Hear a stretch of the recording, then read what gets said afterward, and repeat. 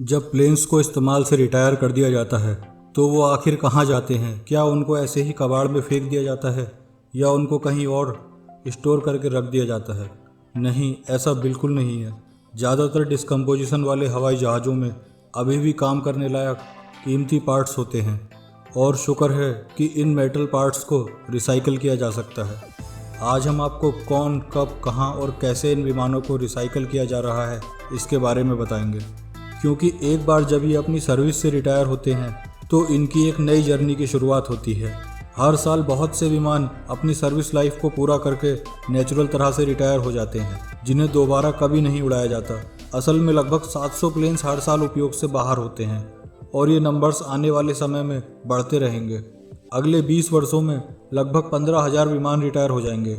इन विमानों की कुल कीमत लगभग 1.3 ट्रिलियन डॉलर से भी अधिक होगी। ये बहुत सारे विमान हैं। दूसरे शब्दों में इसमें बहुत सारा अनयूज्ड मेटल है। इसमें इलेक्ट्रॉनिक और प्लास्टिक की ऐसी बहुत सी चीज़ें होती हैं जिन्हें फिर से इस्तेमाल किया जा सकता है। तो आखिर विमान को रिटायर होने के बाद अगला प्रोसेस क्या होता है? एक बार जब ये ज़मीन पर आ जाते हैं तो इनको इस तरह के एयरक्राफ्ट बोनयार्ड में भेज दिया जाता है।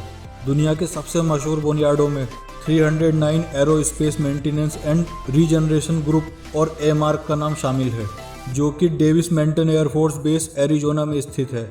यहाँ पर इन विमानों को प्रोसेस करने की सभी तरह की फैसिलिटी मौजूद है। यहाँ लगभग 4,400 से ज़्यादा विमान मौजूद हैं। यह विमान सभी जगहों से आते हैं, चाहे वो एयरफोर्स हो, कोस्ट गार्ड, नासा, नेवी या मरीन कॉर्प्स, कहीं से भी हो। अच्छी बात यह है कि इनमें से कई विमान पर्यटकों और हवाई उत्साही लोगों के लिए एक म्यूजियम के रूप में काम करते हैं। इसलिए यहाँ केवल डस्ट और रस्ट को इकट्ठा नहीं किया जा रहा, क्योंकि ये विमान जनता को इस क्राफ्ट को एक्सप्लोर करने के लिए खुले हैं। इसलिए इनकी सभी guns, ejection seats, clocks, data और हार्डवेयर हटा दिए जाते हैं। लेकिन बड़ा सवाल यह है कि क्या इन विमानों को डिसअसेंबल किया जा सकता है? तो इसका जवाब है हाँ। सौभाग्य से विमानों को वास्तव में रिसाइकल किया जा सकता है और नए मॉडल्स को पहले से कहीं ज़्यादा आसानी से रिसाइकल किया जा सकता है। केवल कुछ साल पहले रिसाइकल होने वाले विमानों के आंकड़े कुछ इस तरह दिखते हैं। उस वक्त केवल 50% विमान ऐसे थे जिनको रिसाइकल किया जा सकता था, पर अब 80 से 85% आधुनिक विमान रिसाइकल किए जा सकते हैं। कुछ अनुमानों के साथ 2016 में कहा गया था कि अब लगभग 90% विमानों को रिसाइकल किया जा सकता है। यह न केवल पर्यावरण के लिए बल्कि आर्थिक रूप से भी बहुत अच्छी खबर है। जब आप इन बातों को ध्यान में रखते हैं कि बोइंग कमर्शियल जेट की कीमत लाखों डॉलर है।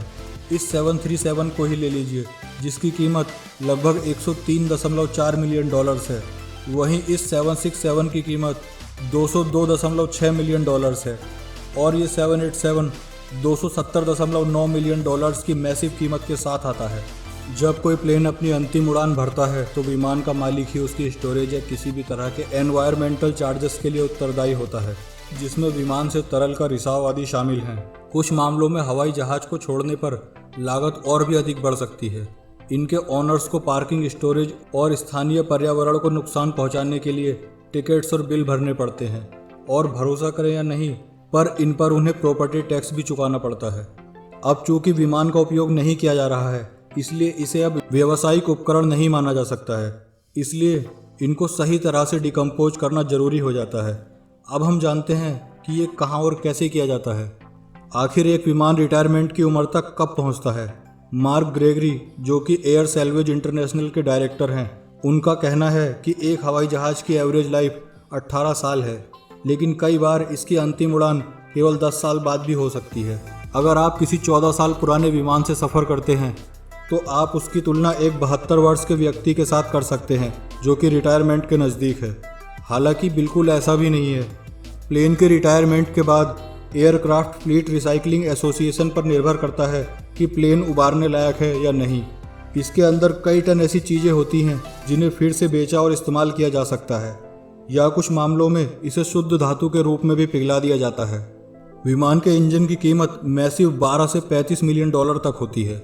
इससे किसी भी समय बहुत सा पैसा बचाया जा सकता है। लेकिन केवल इंजन ही नहीं है जिसे विमान से रिकवर किया जा सकता है। लैंडिंग गियर सिस्टम, जिसमें पहिए, ब्रेक, ट्रेंच, मेन गियर और भी बहुत कुछ शामिल है। केबिन की lights, seats, tables, air conditioner vents, और सभी तरह के फ्लाइट एंटरटेनमेंट के उपकरण, केबिन प्रेशराइजेशन सिस्टम, कॉकपिट से power plant control, radio intercom और एवियोनिक्स सिस्टम और भी बहुत कुछ शामिल है। अधिकांश समय ये सब सामान आसानी से निकाल दिया जाता है। जैसा कि पहले मैंने बताया, नए प्लेन्स में इन सभी कंपोनेंट्स को इस तरह से लगाया जाता है जिससे ये आसानी से रिमूव किए जा सकते हैं।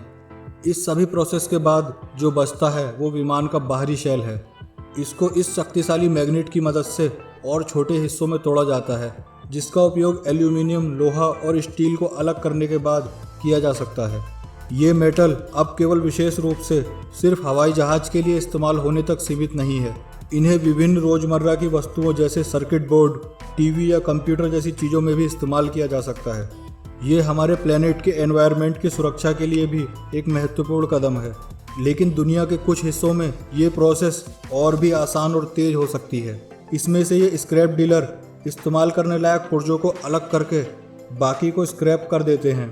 एक प्लेन में औसतन लगभग 4500 किलोग्राम तक कॉपर निकल जाता है, जिसकी कीमत इम्प्रेसिव $30,000 तक होती है। लेकिन आउट ऑफ द बॉक्स सोचा जाए तो हवाई जहाज एक ह्यूमन इंजीनियरिंग का चमत्कार से कम नहीं है। इसी वजह से कई जगहों पर एरोस्पेस म्यूजियम मौजूद हैं। लोग इस बात से बहुत प्रभावित होते हैं कि किस तरह से ये कमर्शियल मशीन कैसे हवा में 1000 किलोमीटर प्रति घंटा की रफ्तार से उड़ान भर सकती है। वहीं कुछ ऐसे बहुत ही क्रिएटिव या क्रेजी लोग मौजूद हैं जो इन पुराने विमानों को लेकर उन्हें फुल्ली फर्निश्ड होम और यहाँ तक कि होटल्स में भी तब्दील कर लेते हैं। इसके बारे में आपने ज़रूर सुना होगा।